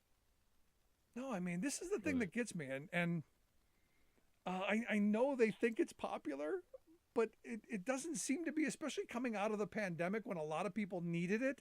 And I know a lot of people who were formerly all in favor of repeal and replace. And when they saw no replacement, they're going, well, I just got to use it because we had that whole little pandemic thing, lost my job, needed health care, seemed to kind of work out pretty well, got the care I needed, seemed to do okay, seems to be bad timing. And, I think the pandemic probably brought it into some pretty sharp focus for a lot of people, just how much they really do get out of the Affordable Care Act. There's a lot of people who vehemently opposed Obamacare, but we're okay with the Affordable Care Act, not quite realizing they're one and the same. Yeah, and that's the thing that gets me. There are so many people who I guess we've been trained like Pavlovian dogs when we hear certain terms that we get all foaming and all rabid, and then we hear something else, no, that's okay. It's like Social Security. We like Social Security. We say socialism, and you go, well, then we get all crazy. Which, ironically, if memory serves, Ron Johnson's called Social Security a Ponzi scheme more than once. Yeah.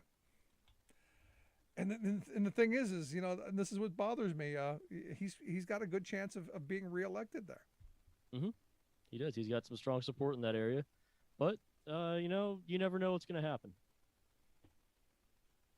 I don't know. It's just we're in this moment where you just and you look at what's going on over in Ukraine, and you would think that whole Moscow trip, you would think all of the things that he's been saying recently, you would think all of his Putin love fest stuff, you would think that would matter. No. People on both sides, but I feel like I've noticed this more on the right for their own politicians, have the goldfish memory. They have that 3-second memory that's whatever they're saying now, whatever they said, oh, well, that's the past. We can forgive the past. We're here and now.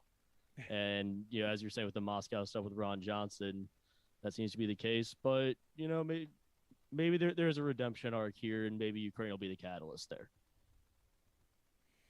Yeah, we'll see. You're listening to The Rick Smith Show. We're here with Zach Cunning. Zach's a multimedia journalist there at Heartland Signal, heartlandsignal.com, the website. Make sure you check out the incredible work that they are doing, tracking all of these candidates, all of these issues across multiple states. Outstanding stuff. And if you're just joining us, make sure you grab the podcast. You never miss a moment of the work that we're doing. Now, the State of the Union was last week. Obviously, the president gave his spiel. I thought he did a good job. It was a positive tone. Gave us a direction, point of view. I liked it. Some things I really liked, some things I would like to have seen more. But the rebuttal I thought was interesting, given by the governor of Iowa. Your thoughts? The rebuttal was really just going down the list of Republican talking points that I think we're going to see moving through through the midterm elections. The inflation, the spending, the state of the economy, the mask mandate. She leaned heavily into the whole Iowa was the first state to open schools thing. I didn't feel like there was a whole lot of real substance in it. No, it was. And the thing that fascinates me about Kim Reynolds here, and that we were reporting on over at Heartland Signal, is that while she's doing all of this, while her campaign has been endorsed by both my minority leaders in this House and Senate, she's also been kind of a cheerleader for the American Rescue Plan funds coming into her state. Yeah, and that's the thing that gets me. It's it's this both side kind of thing. Oh, it's all bad, except look what we're doing for you. Look how wonderful it is. Look what I'm doing, and this is where I struggle with a lot of Republican voters. If you're against it, then you're against it. Don't take it. You shouldn't get it. And if you're in favor of it, then we'll move on, do the things that need to be done. But don't be hypocritical about it. Don't bash it while taking it and saying, oh, hey, I voted against it, but I'm going to take the rewards of it. Or am I missing something? I don't know. I mean, she declared on Twitter that the American Rescue Plan, it'll provide bigger checks to the states who drove aggressive state shutdowns that were mismanaging their budgets. Iowa, this is Kim Reynolds, governor of Iowa. Iowa has gotten roughly $400 million to date for water infrastructure, for new affordable housing units, I believe for some internet, some broadband infrastructure as well. And these are things that she is touting, that she's emphasizing, that she's trying to take credit for, and frankly, that she's probably going to try to run on. Yeah, no, and this is part of the problem I have with all of the infrastructure stuff and all of the good governance stuff that comes out of the Biden administration. Because Biden is trying to lead the country. He's trying to unite the country. Mm-hmm. He's trying to invest in the entire country. As where Trump, he only cared about the people who were with him yesterday. If you weren't with him yesterday, you got punished. And this is where, I think Biden doing the right thing has been harmful for him, because he is allowing these Republican governors and these senators around the country to take credit for stuff that they were against and that they roadblocked. There were none of them that have supported anything he stood for so far. Well, and there's been a lot of talk about the Heartland Signal and on WCPT 820 AM, our sister station, about the fact that Democrats, well, it's a fine line to toe between going harder while still staying with the facts and not going to misinformation. Democrats need to push harder, need to, in my opinion, take credit more strongly and stand up and say, look, we did this. Democrats need to get a spine on every front. I mean, well, let's be honest about it. At the end of the day, and I've been saying this for years, in a street fight, the last person you want at this point is a Democrat. They might offer to hold your coat. And I've been saying, please, ball up your little digits, get in there and throw some punches, because this is what the working class of this country needs. This is what the working class of this country wants. They want somebody who feels they've got your back. They want somebody who feels that they're going to be in there to fight for you, even if you're wrong. And look, this is why the Republicans have gotten working class voters, because, now don't get me wrong, they're wrong on every front, but they make them believe that they're fighting for them, even if they're fighting in all the wrong directions. And well, look where we are. Yeah. Well, and I mean, to really emphasize your point there, I believe it was in his State of the Union address where Biden said no one making under $400,000 a year is going to pay any new taxes. Meanwhile, Rick Scott has released a potential platform or set of points for a platform that, and I forget the percentages, but that would raise taxes on, I believe, almost everyone making under $400K a year. Yep. And if that doesn't illustrate, I really don't know what does. Well, I mean, you go back to Romney's, the 47% of people who don't pay any federal taxes. They want to raise taxes on all of those people. And look, those people would love to pay taxes. I know those 47% of the people, they would love nothing more than to be able to pay federal taxes, because it would mean they would be making more money. They're poor not because they made bad decisions, not because they're lazy, not because they're shiftless. They're poor because they're not being paid enough wages. They're not paying taxes because they're not making enough money. That's the problem. Not because the tax code doesn't go low enough. Thank you, Rick Scott. Maybe if we taxed Rick Scott and corporate America higher, maybe we'd have better returns there. Let me ask you a last line of thought, because the Senate races across the country, and I know you're following these quite closely. Here in Pennsylvania, where I'm at, it's insane. But Missouri coming really close. Roy Blunt out, and it's turned into a real. It's a show. It's a show. Am I allowed to call it a FUBAR on this? Yeah. Is FUBAR an FCC acceptable term? Well, let's go with that one.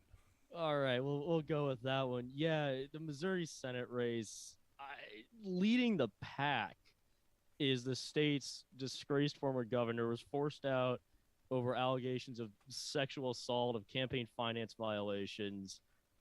You've got Vicky Hartzler. Well, you got AG Eric Schmidt, who I feel like no one's really paying much attention to. Vicky Hartzler's next, who is extraordinarily conservative. And then Representative Billy Long, who is, I believe, fourth. When Trafalgar Group ran their latest polling simulation, he only picked up 6% of the vote. He's been needling at Hartzler, calling her Liz Cheney, pointing to these scores from various Republican groups, claiming that she votes in line with Liz Cheney. She and Liz Cheney have similar scores of conservatism, if you will. And so Hartzler told him, hey, you need to stop this. And this turned into a little petty squabble of Representative Long just poking at her constantly about it, claiming that she sent out something saying his donors told him to drop out, and she says she didn't. And then he said someone from her office said that they were getting fired over it. It's chaos to the max. And then, of course, last week he went on the Pete Mundo show, a Kansas City-based talk show, and referred to former Governor Greitens as Snidely Whiplash, the villain from, of course, the Rocky and Bullwinkle Dudley Do-Right segment, who had a penchant for tying women down to railroad tracks. That's actually kind of funny. Not funny that Greitens did this, because obviously that's the charge, but it's appropriate. Yeah, it is for For those who may not be aware, one of the things Crichton was accused of was taping a woman's hands to some exercise rings in his basement and then taking blackmail photos of her. So it is an apt description. And he's going to be, coarse and as it may be. And he's potentially, as the polls are showing, potentially going to be the next senator from Missouri, from the Show Me State. From the Show Me State, and he has indeed shown us his true colors, I think. Wow. Just, well, look, if our government is any more of a circus and any more crazy, him there, well, could be more, I guess, entertaining, more bizarre, more off the rails. Who knows? You know, if Matt Gaetz can get through a Senate confirmation, anything's possible. Or not, I'm sorry, not Matt Gaetz. Brett, help me out here. I'm so Kavanaugh. sorry. Thank you. Not Matt I like Gaetz. beer. Matt Gaetz is another one, though, that's under some questions about something similar. And I can't understand why it's taken so long to get to go after that little weasel. But Mr. I like beer. Yeah. I like beer. Thought Matt Damon did an excellent impression there. That was fabulous. But Zach, I appreciate the time. As always, great stuff, my friend. Thank you. Good stuff, Zach Cunning. Make sure you check out the work that they do over at heartlandsignal.com. We'll get links out on social media. Our good friends over at AM20, WCPT, our affiliate there in Chicago. Let's take a quick break. Right back after this. Stick around. You're listening to The Rick Smith Show. We're working people. Come to talk.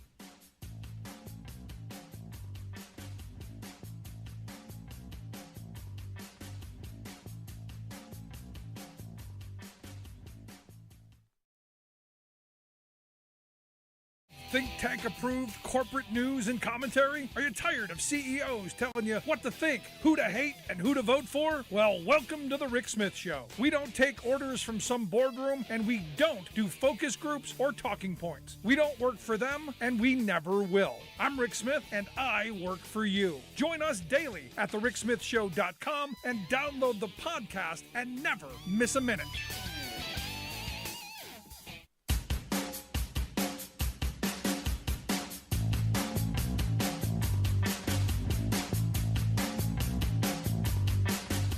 Back to the Rick Smith Show. Check out our website, thericksmithshow.com. If you missed any of the program thus far, podcast. Did I mention podcast? Yes, podcast. Download the podcast. Lauren Boebert, yes, gun fetish Barbie, back in the news. Trending, Twitter, yes, absolutely. Crazy, said something stupid. What did you expect? Of course. Why else would I be talking about Ding Dong Barbie? Quote, I don't know who's running the federal government these days. Joe Biden or Prince John, Prince John. Who the hell's Prince John? Was it Prince or Elton John? Is Prince John the patron prince of stupidity? I don't know. You know, who knows? Who knows what's going on in that empty head of hers?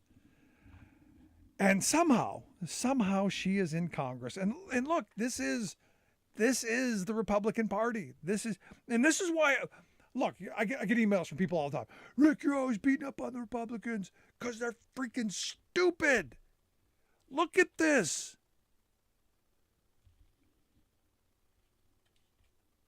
Please. Somewhere near sane. Please. Somewhere. Quote of the day. If not from stupid over there. Quote of the day. Billy Barr, former Attorney General under the former guy. Talking about when Trump, found out he was going to lose. Got the news. Quote, he was livid, shaking. Showed a lot of temper and yelling. He started talking about he won the election, the machines are rigged, and he was going to be there another term. He showed a detachment from reality that was stunning to me. When was that stunning to you, Billy Barr? He's always been detached from reality there, Billy. And what I find interesting is all of these people who are now coming out, all of these people who now have had these epiphanies. Now, oh my gosh, Oh my gosh, who knew? Who knew Trump loved dictators? Did you know Trump loved dictators? Well, evidently, according to Stephanie Grisham, she told The View, absolutely. Absolutely. In fact, she said, I think he was afraid of him, talking about Vlad. I think that the man intimidated him because Putin's a scary man. Just frankly, I think he was afraid of him. She said, I think he admired him greatly. I think he wanted to be able to kill whoever spoke out against him. So I think there was a lot of that. In my experience with him, he loved the dictators. He loved the dictators. He loved the people who could kill anyone, including the press. She added, and I will say this, just watching all this with Zelensky, Donald Trump would be 57 feet below ground hiding, and Zelensky has been out there fighting for his country. Take that, Trumpkin fans. That was his guy. That was his gal right there. That was his press secretary saying that. That wasn't me. That wasn't me saying that. Now, we already know that. Of course, he would push everybody. He would push Ivanka in front of him to save his behind. Now, highlighting how crazy the elections are been right here in my state of Pennsylvania, David McCormick, the China-friendly businessman, he is leading Mahat Oz in the state primary 24-15. There's a bunch of other crazy behind them. But right now, they seem to be the two blowing the most money on TV ads. You cannot turn the TV on without seeing the two of them attacking each other. And good, as long as they're eating each other and tearing each other up, good. Maybe we'll end up with a decent senator. I'm hoping for John Fetterman. Be happy with Connor Lamb. Either way, I'm fine. Also, Ohio's looking crazy too. The Fox News poll there has the Senate primary looking just as nuts. Mike Gibbons is leading the Senate primary there with 22% in front of Josh Mandel, the Trump wannabe. J.D. Vance way back. Sorry, Hillbilly Elegy, way back. Jane Timken, the rich one. Wow, I'm really shocked at that. 9%, and Matt Dolan 7%.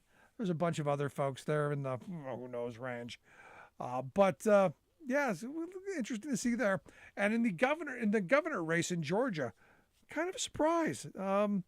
Trump's person not doing so well. Kemp leading that one 50-39 over the Trump-backed David Perdue. So as much as I don't like Kemp, and as much as I think they did try to steal the election for Trump, I don't want to see David Perdue. Don't like him. Just is what it is. But yeah, there it is. And finally, I got to get this out because it's one of those things that is frustrating to me for all of my anti-vax fans, because we don't need to get no stinking vaccine.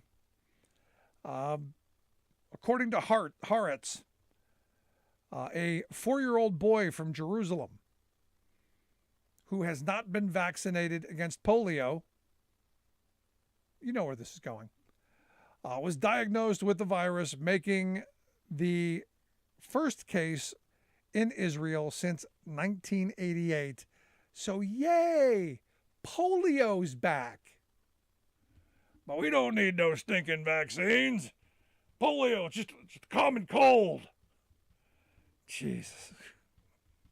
Crazy. It is what it is, though. It's the world we live in, folks. The world we live in. If you missed any of today's program, thericksmithshow.com. That's where you go to get the podcast. The Rick Smith Show app on the smartphone. Take the program on the go wherever you go. And as always, you can email me, rick@thericksmithshow.com. Make sure you follow us on social media at Rick Smith Show on Twitter, Facebook, YouTube, Twitter, all that stuff. Subscribe, like, share, all of it. Thanks for being here. We'll see you back here next time. You've been listening to The Rick Smith Show. Email Rick at rick@thericksmithshow.com. Until next time, this has been The Rick Smith Show. where working people come to talk.